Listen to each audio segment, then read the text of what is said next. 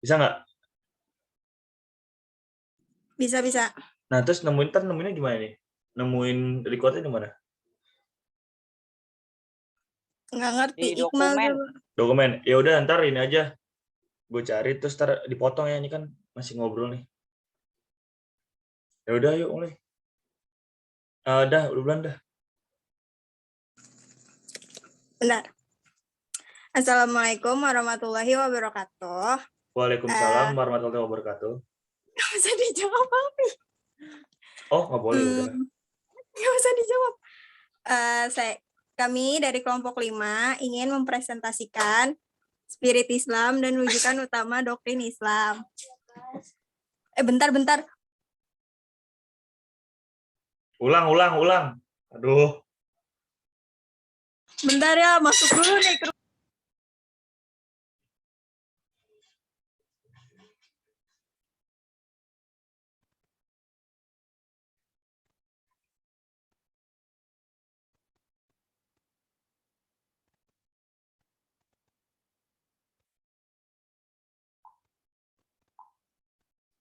Dayo.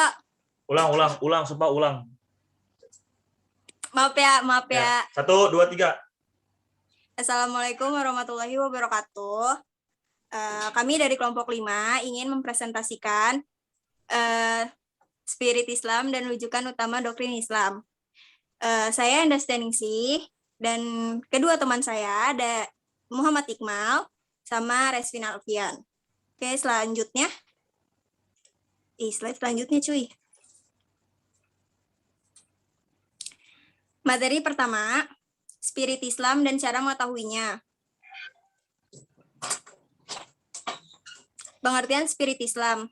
Spiritualitas Islam adalah pengerahan segenap potensi rohania dalam diri manusia yang harus tunduk pada ketentuan syar'i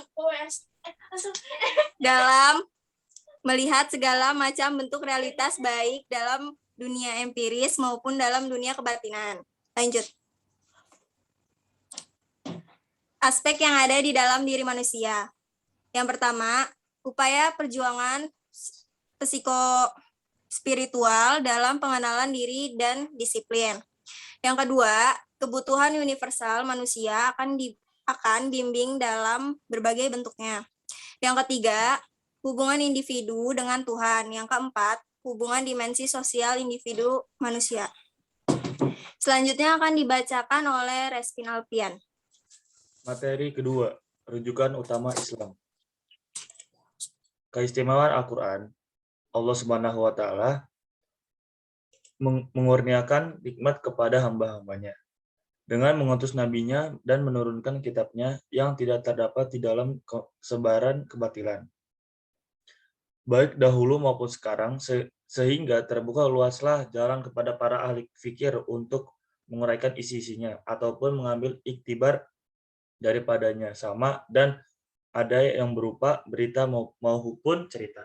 Bukan itu saja, Al-Quran telah memberi garis panduan dalam pembinaan tamadun di mana ianya menjadi sumber penentu nilai-nilai dalam tamadun. Al-Quran juga menekankan hubungan baik sesama manusia dengan menghormati antara satu sama lain. Tolong-menolong jika ditimpa kesusahan. Ada pembaca Al-Quran. Amalan-amalan batin dalam membaca Al-Quran ialah menggunakan zat yang maha berkata-kata, yaitu Allah Subhanahu wa Ta'ala. Oleh sebab itu, maka permulaan bacaannya seseorang itu hendaklah menghadirkan dalam hatinya akan keagungan Allah Subhanahu wa Ta'ala dan menginsafi bahwa apa yang dibacanya itu bukanlah percakapan manusia. Agaknya tidak mungkin untuk menghadirkan keagungannya itu selama pembaca itu mengenakan sifat-sifat kebesaran serta perbuatan-perbuatannya. Selanjutnya akan beriman kepada Al-Quran. Amalan-amalan batin dalam baca Al-Quran ialah mengagungkan zat yang maha berkata-kata, yaitu Allah Subhanahu wa Ta'ala. Oleh sebab itu, pada permulaan bacaan seseorang itu hendaklah menghadirkan dalam hatinya akan keagungan Allah Subhanahu wa Ta'ala dan menginsafi bahwa yang dibaca itu bukanlah percakapan manusia. Agaknya tidak mungkin untuk menghadirkan keagungannya. Itu selama pembaca itu tidak mengenakan sifat-sifat kebesaran serta perbuatan-perbuatannya. Selanjutnya akan dibacai oleh Iqmal. Materi ketiga ini ada ijtihad untuk persoalan kontemporer. Next pin. Apa sih pengertian ijtihad? Ijtihad ini adalah pengerahan segala pin sebelumnya. Ijtihad ini adalah pengerahan segala kemampuan untuk mendapatkan pengertian terhadap hukum syariat. Di dalam agama Islam, ijtihad digunakan sebagai sumber hukum ketiga setelah Al-Quran dan hadis. Ijtihad ini sebenarnya bisa dilakukan oleh siapa saja yang sudah berusaha mencari ilmu untuk memutuskan suatu perkara yang tidak dibahas dalam Al-Quran maupun hadis, dengan syarat menggunakan akal sehat dan pertimbangan yang matang. Next slide. Fungsi ijtihad ada 3. 1. Sebagai al-ruju, mengembalikan ajaran-ajaran Islam kepada Al-Quran dan As-Sunnah. 2. Al-ihya, menghidupkan kembali bagian-bagian dari nilai Islam. Dan ketiga, al-inabah, memenuhi ajaran Islam yang telah diijtihadi oleh ulama terdahulu dan dimungkinkan adanya kesalahan menurut konteks zaman. Next slide. Ruang gerak pemikiran ijtihad dalam literatur usul fiqh. Ruang gerak pemikiran ijtihad ini dibatasi pada hukum syara yang bersifat zaniyah. Zaniyah atau zani adalah perkiraan atau sangkaan antara yang benar dan salah. Menurut kesepakatan ulama, hal ini merujuk pada dalil ayat Al-Quran atau hadis yang menunjuk kepada suatu makna yang mengandung pengertian lain.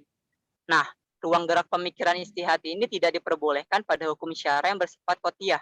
Artinya di sini ayat-ayat yang sudah pasti dan meyakinkan sehingga tidak ada lagi kemungkinan lain. Next slide. Model pemikiran ijtihad yang dibutuhkan pada saat ini. 1. Ijtihad intiqai, elektif, selektif. Pemikiran untuk memilih satu pendapat terkuat yang dilakukan secara selektif. Nah, standarisasi pengukur pemikiran ini paling tidak ada 4. 1. Pendapat itu lebih cocok dengan orang zaman sekarang. 2. Pendapat itu lebih banyak mencerminkan rahmah kepada manusia. 3. Pendapat itu lebih dekat dengan kemudahan yang diberikan oleh syara. 4. Pendapat itu lebih utama dalam merealisir maksud-maksud syara, maslahat manusia, dan usaha untuk menghindari kerusakan dari manusia. Yang kedua, ijtihad insya'i, kreatif inovatif.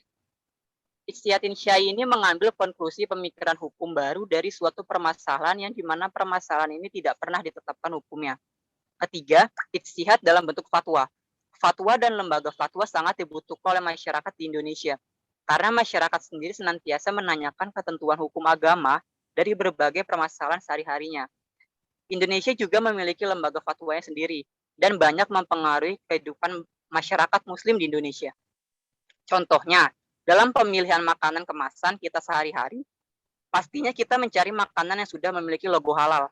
Nah, logo halal ini didapat dari lembaga fatwa Islam yang menyatakan kalau makanan itu layak untuk dikonsumsi oleh umat Islam. Yang keempat, ijtihad dalam bentuk penelitian.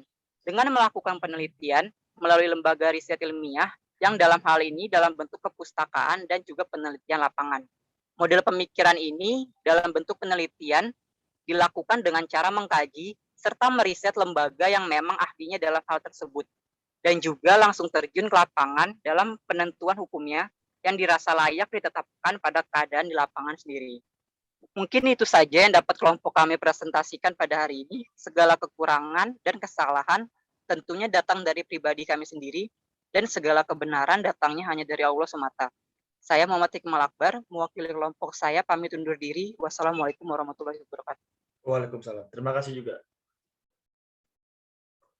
Epi lu ngapa ketawa-tawa anjing? Enggak, tadi gue sih.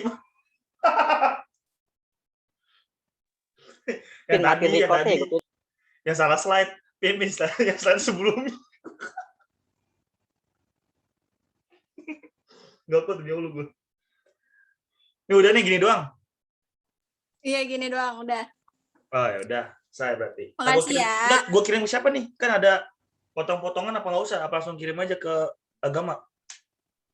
Tadi kan ya awal sama akhirannya aja. Kalau misalkan ada inian kesalahan-kesalahan gitu. Ya udah, gue kirim ke siapa nih sekarang? Ke grup lu kali ya? Iya. Ya udah. Oh ya, nanti yang mau ngirim itu siapa? Kan perwakilan kelompok tuh. Kita dilihat dulu aja. Enak nggak buat dikirim itu aja. Sampai tanggal berapa sih? 25. Oh. Bukan yang videonya. Oh, Yang apa itu namanya? PPT, PPT makalah sama. Iya, udah itu doang. emang aspek Kan dikirim perwakilan? ke Olu. Iya, kan katanya perwakilan aja. Nah, yang mau ngirim siapa? Terus yang video juga perwakilan apa enggak? Kalau video kan linknya doang tuh. Iya nggak Linknya sih? doang. Link masukin ke YouTube gitu maksudnya? Heeh. Oh, ya udah. Gue ini dah yang 2 itu aja, PPT sama makalah gue masukin sekarang nih. Ya udah. Ya udah, ntar gue kirim ya videonya. Tadi Iya. di mana mal? Dokumen mana? Coba gue coba dulu deh. Dokumen terus mana mal? Bentar. Oke.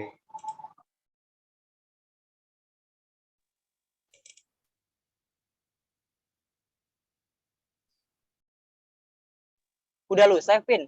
Recordnya belum lu matiin, Pin. Demi apa? Belum apa? Oh iya.